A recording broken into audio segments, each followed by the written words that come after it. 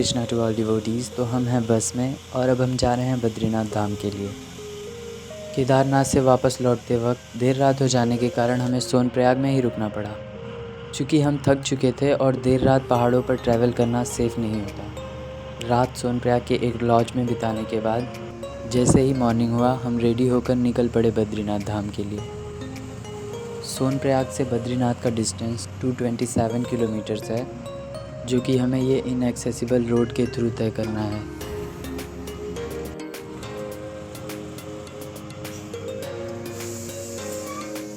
यहाँ पे रास्ते इतने पतले हैं कि 2 गाड़ियों का आना जाना मुश्किल हो रहा है।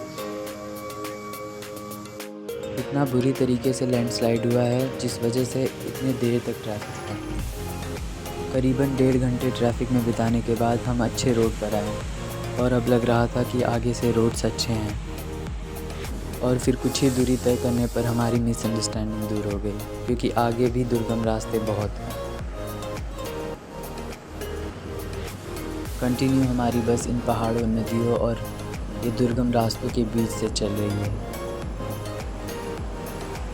करीबन 8 घंटे कंटिन्यू बस में ट्रैवल करने के बाद अचानक से हमारी बस का स्पीड स्लो हो जाता है और बस रोकना पड़ता है।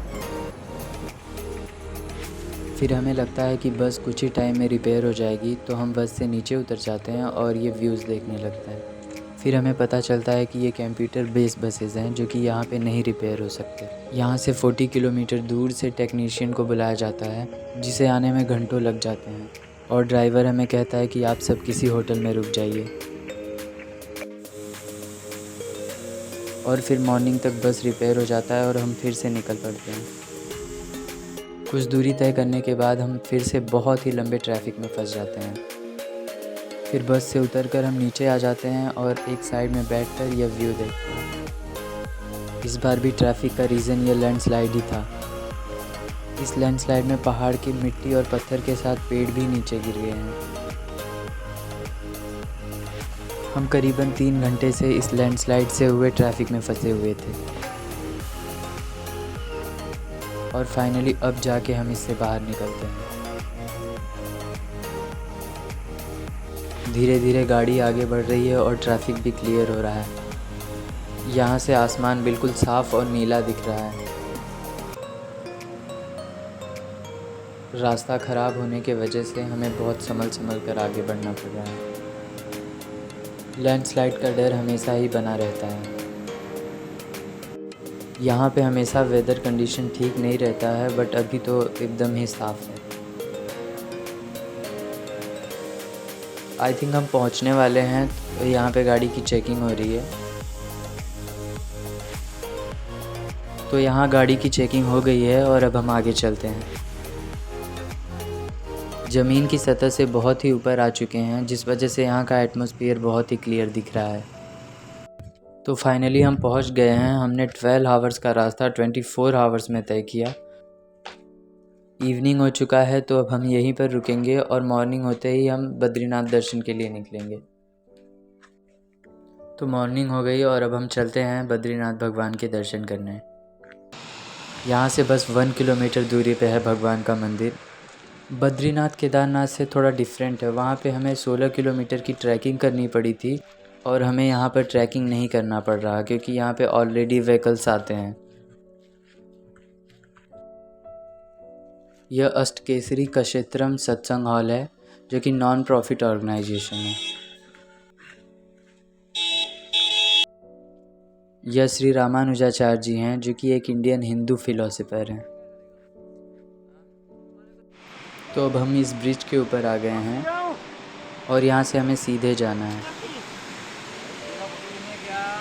नहीं, मैं बात नहीं। तो अब हम आगे चलते हैं।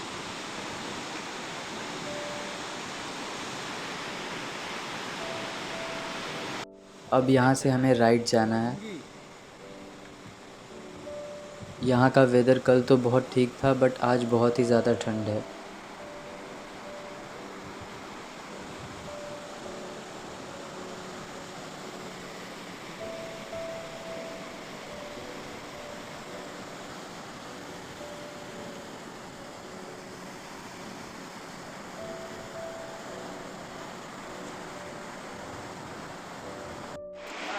और ये दो पहाड़ों के बीच से अलकनंदा जी बह रही हैं। तो हम धीरे धीरे और आगे चलते हैं। नर नारायण दो पर्वतों के बीच में है ये टेम्पल। और फाइनली हम पहुंच गए बद्री विशाल मंदिर के सामने। दर्शन करने के लिए हमें सबसे पहले स्नान करना होगा, तो अब हम चलते हैं स्नान करने के लिए। मंदिर के नीचे की तरफ स्नान करने के लिए कुंड बनाए गए हैं जिसे तप्त कुंड कहा जाता है। लेडीज़ के लिए लेफ़्ट साइड में कुंड है एंड जेंट्स के लिए राइट साइड में।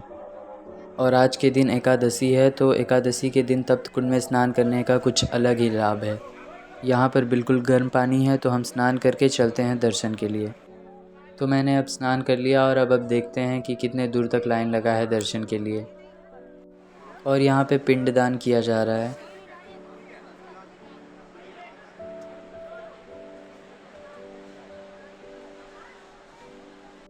यह अलकनंदा मैया हैं जो कि हिमालय से बहती हुई आ रही हैं। इनका बहाव बहुत ही ब्यूटीफुल है। तो अब हम चलते हैं अलकनंदा मैया के तट पे और वहाँ पे हम कुछ फ़ोटोज़ लेंगे।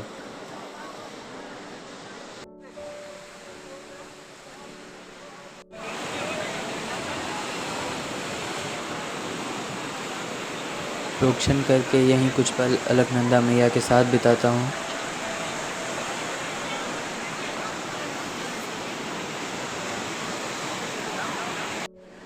बारिश स्टार्ट हो गई जिस वजह से मैं ब्रिज के ऊपर आ जाता हूँ।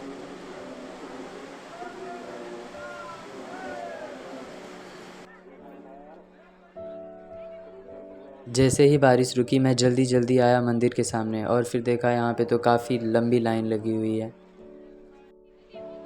और फिर क्या, लाइन लगाने के लिए मैं फिर से पीछे की तरफ आने लगा। दर्शन की लाइन काफ़ी ज़्यादा लंबी है। आप देख सकते हैं मंदिर कितना ज़्यादा दूर है। 1 घंटा बीतने के बाद दर्शन की लाइन करीबन मंदिर के सामने पहुंच जाती है। जय बद्रीनारायण। मंदिर के अंदर भी भक्तों का बहुत ही ज़्यादा भीड़ है। भीड़ ज़्यादा होने की वजह से लाइन बहुत ही स्लो आगे बढ़ रही है। मंदिर के द्वार पे भगवान को वस्त्र चढ़ाया गया है। यह मंदिर के अंदर का दृश्य है।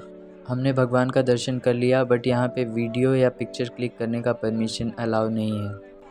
दर्शन के बाद हमने मंदिर का परिक्रमा किया और यह मंदिर के अंदर ही श्री हनुमान जी का विग्रह है। जय श्री राम। और आगे श्री नर नारायण भगवान जी का विग्रह है। जय श्री नर नारायण भगवान। और आगे मनसा देवी माता जी का मंदिर है। जय मनसा देवी माता। और हम आ गए मंदिर के बाहर और ये शिव जी का मंदिर है। हर हर महादेव। तो अब चलते हैं मंदिर के पास और मैं आप सबको मंदिर का भव्य दर्शन कराता हूँ। यह टेम्पल केवल 6 मंथ्स के लिए ओपन होता है क्योंकि यह हिमालयन रीजन में आता है। बाकी 6 मंथ्स ये पूरी तरीके से बर्फ़ से ढका रहता है। तो यह मंदिर का इवनिंग का दृश्य है। जय श्री लक्ष्मी नारायण। भगवान बद्रीनाथ का धाम कितना दिव्य, भव्य, अद्भुत, अलौकिक लग रहा है। एग्जैक्टली स्वर्ग जैसा।